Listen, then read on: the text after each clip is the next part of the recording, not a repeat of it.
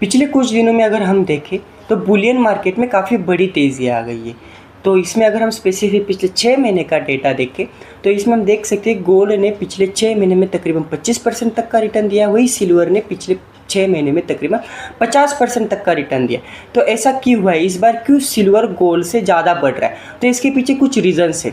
तो सबसे पहला रीज़न आता है silver has a dual power. इसका मतलब होता है जैसे कि सिल्वर इज एक प्रीशियस मेटल तो है ही, लेकिन उसके साथ हर एक इंडस्ट्री में, ऑटोमोबाइल से लेके फार्मा इंडस्ट्री तक हर एक इंडस्ट्री में इसकी डिमांड बढ़ रही है। तो डिमांड बढ़ने से वजह से इसकी प्राइस बढ़ रही है। तो पहला पॉइंट आता है silver as a dual power. दूसरा आता है कि सोलर बूम, रिन्यूएबल एनर्जी की तरह जिस तरह हमारा देश या फिर पूरा वर्ल्ड अग्रेसर हो रहा है, तो उससे क्या हो रहा है कि सोलर पैनल में यूज़ होने वाले हर एक सोलर पैनल में तकरीबन 15 से 20 ग्राम तक का सिल्वर यूज होता है। तीसरा रीज़न आता है ईवी, इलेक्ट्रिक व्हीकल में, हर एक इलेक्ट्रिक व्हीकल में पेट्रोल व्हीकल से ज़्यादा 3 गुना ज़्यादा सिल्वर यूज़ होता है। तो इलेक्ट्रिक व्हीकल ये भी एक रीज़न है। उसके बाद आता है 5G एंड सेमीकंडक्टर, हर एक टावर में, मोबाइल के टावर में, नेटवर्किंग के टावर में, हर एक चीज़ में सिल्वर का यूज़ होता है। उसके बाद आता है silver in medicine, silver kills bacteria and viruses. इसका मतलब होता है कि हर एक मेडिकल इंडस्ट्री, मतलब मेडिसिन्स में सिल्वर का यूज़ किया जाता है।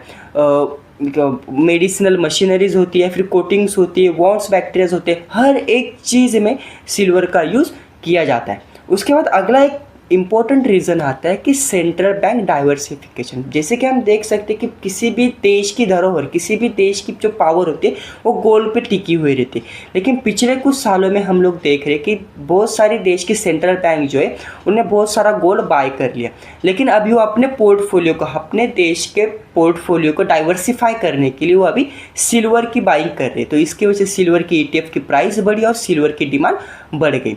दूसरा आता है डी डॉलराइजेशन। ब्रिक्स जैसी कंट्रियों ने इस बार कह दिया कि हम डॉलर से ज़्यादा गोल्ड और सिल्वर में बाइंग करना प्रेफर करेंगे। अगेन नेक्स्ट रीज़न आता है कि रिटेल डिमांड। गोल्ड को जितना महत्व हर देश में दिया जाता है, उसी तरीके से सिल्वर को भी रिटेल दुकानदारों ने, फिर रिटेल लोगों ने नॉर्मल से ज़्यादा बढ़ावा दिया। उससे क्या हुआ कि रिटेल में डिमांड बढ़ गई, रिटेल लोगों की डिमांड बढ़ी, उसकी वजह से भी प्राइस बढ़ गई। और इसके बाद सबसे महत्वपूर्ण पॉइंट आता है कि सिल्वर इज़ अंडर वैल्यूड।